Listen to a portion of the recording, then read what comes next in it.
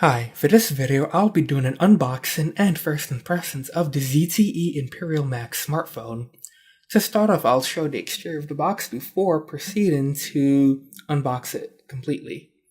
To start off, we have the ZTE branding and the distribution by US Cellular, and the model of the phone itself, which is the ZTE Imperial Max. Then we have a picture of the front and back of the smartphone. If we look on the back of the box itself, we'll see the contents of the box. This is just a list of what you'll find inside, which is the handset, the Type-C USB cable, the travel charger, the pre-installed nano SIM, quick start guide, and the product safety and warranty documentation. Other than that, we'll also have the FCC Equipment Authorization ID number, which you can basically look up on the FCC ID website, which will then give you more information about a smartphone itself. These are usually specifications and tests that aren't listed on a box or on the official marketing website. On the right side of the box, we have the specifications of the device itself, which is for the CPU, we have the Snapdragon 615 processor, which is an octa-core. We have 4 cores at 1.7 GHz and another 4 cores at 1 GHz. And then for the platform, Andriod 5.1 Lollipop, memory, 16 GB internal memory, 2 GB of RAM, and support for a micro SD card up to 128 GB. This pretty much indicates that it supports SDXC. And then the size, 165mm by 83mm by 8.8mm. And then for the display, we have 6 inches, and it's a 1920 by 1080 Full HD display and a capacitive touchscreen, as expected with pretty much any modern smartphone. For network, we have 4G LTE with support for bands 2, 4, 5, 12, 13, 17, and 25. One thing of note is band 12 to 700 MHz, which generally has better range. So in areas where you have less coverage, you'll have a better chance at actually getting coverage with band 12. Then we have GPS, connectivity, USB Type-C, and then for Wi-Fi, we have 802.11b, G, and N. The Snapdragon 615 chipset supports 802.11 AC also, but for this one, they only list 802.11n support. So I'm not completely sure if it'll support 802.11 AC or not, but that'll be something I'll test a little bit later.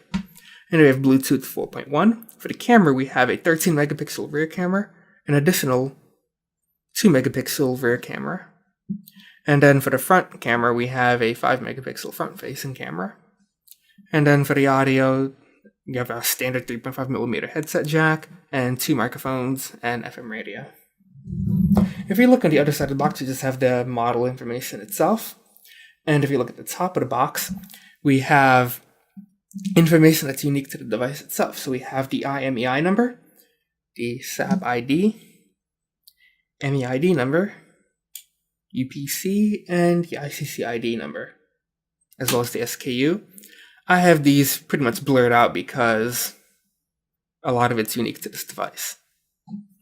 On the bottom of the device itself, we just have the highlights, which are basically restating some of the specifications and elaborating on them a bit more, but in a non-technical manner. So I'll just proceed to complete the unboxing.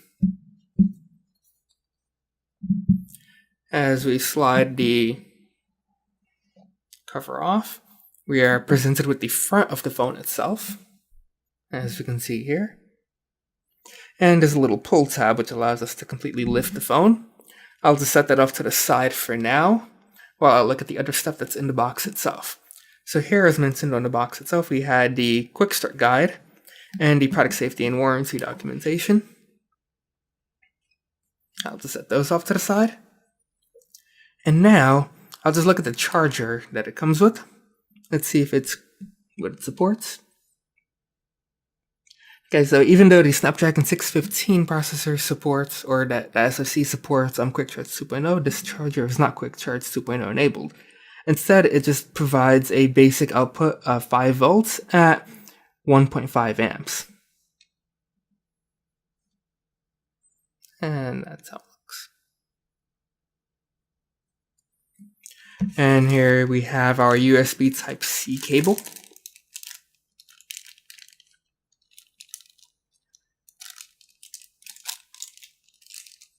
And that's pretty much all there is in the box.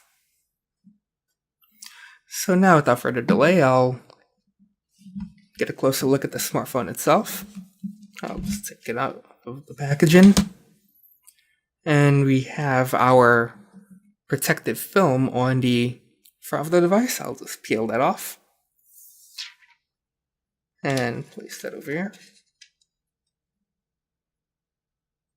And on the back of the device, we have another protective film. I'll just peel that off too.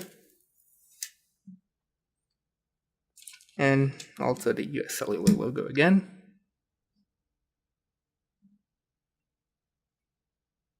And now to take a closer look at the smartphone itself.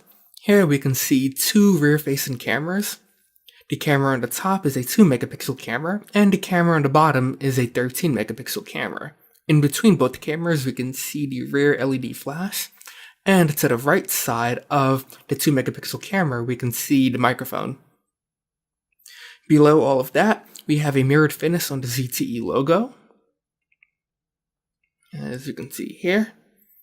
And if we move towards the bottom of the device itself, the bottom rear portion, we have the 4G LTE logo, the US Cellular logo, and a sticker containing some unique information to the device itself, which is the IMEI number, the ICC ID, the serial number, and the model number. On the right side of the smartphone, we're presented with the volume control buttons as well as the power button. On the left side of the smartphone, we have a tray that serves two purposes. It holds our SIM card as well as our microSD card. At the top of the smartphone, we find a 3.5mm headset jack. For my testing, it handled 62 ohm impedance headphones with no problem. On the bottom of the smartphone, we find a USB Type-C connector as well as two speaker grills. Even though there are two speaker grills, there's only one speaker in this smartphone and is located on the right side of the device. On the front of the smartphone, we have our front-facing 5 megapixel camera, the earpiece speaker, the 6-inch 1080p display, and the capacitive buttons.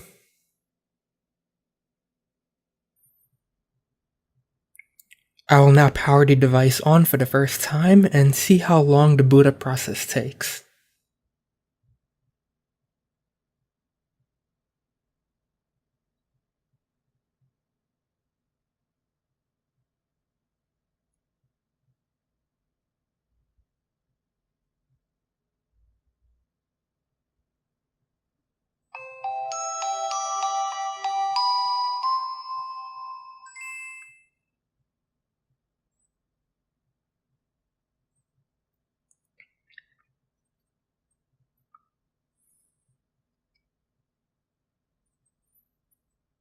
It is now done starting up, and overall the process was fairly quick. I'll just go through the setup and skip a few of the steps. And I don't think this will activate because I don't have a plane with them yet.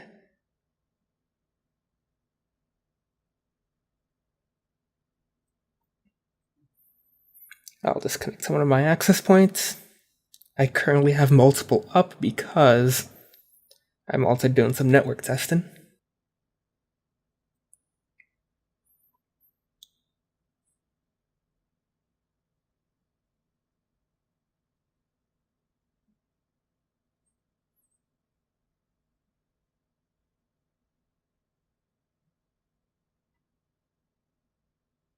It's now on Wi-Fi. I'll just skip the Google account setup and just get to the desktop or home screen view as fast as possible.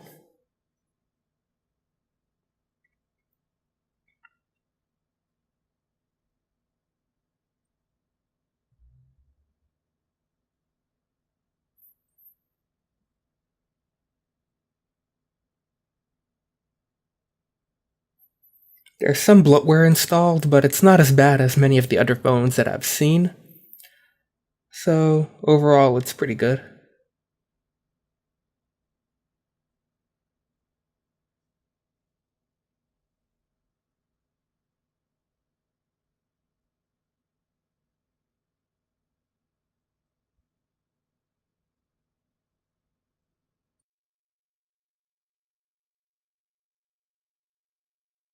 After about 1 day of use, my first impressions of this smartphone are pretty positive. I was pleasantly surprised to see slightly better specifications than what was listed on the box, which includes a slightly better Snapdragon 617 SoC, as well as 82.11ac, which is provided by a single-stream Wi-Fi radio, which allows for a maximum link rate of 433 megabits per second. This provides a sustained real-world throughput of a little over 200 megabits per second. For a mid-range smartphone, the display is also very good. There is almost no color or contrast shift from off-axis viewing. And while full display specifications were not advertised, from my testing, it is fairly well calibrated from the factory, with good color accuracy and coverage of the sRGB color space. Contrast ratio is also very good, and color accuracy remains largely consistent across the entire luminance range.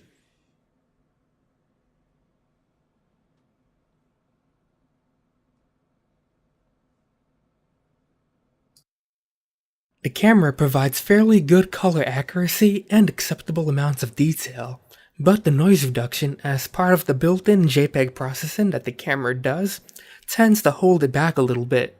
The reason for this is that the noise reduction often sacrifices fine detail in favor of reducing noise and grain in the image. Even at ISOs below 200, this noise reduction takes place. I have yet to find a smartphone camera which does a good job at noise reduction.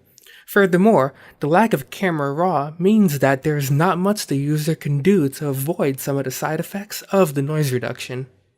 Video capture provides clean results with a decent amount of detail, though the lack of optical image stabilization means that you'll have to be a little bit more careful about how you walk when recording video. The only thing I would really change about the video capture would be the default level of sharpening that's applied to the video.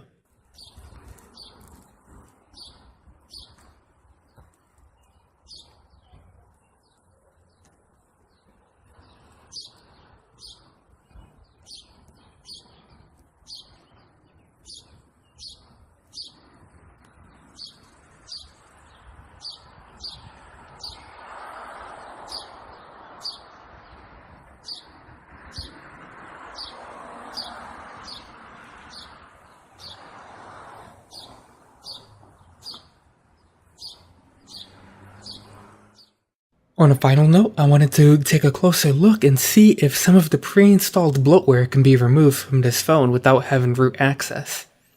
So, I basically just went into the application settings and proceeded to try and uninstall some of the programs. And so far it seems that a lot of the bloatware can be removed, which is really good news, especially since this device only has 16 gigabytes of internal storage, with a little over 9 gigabytes being user accessible.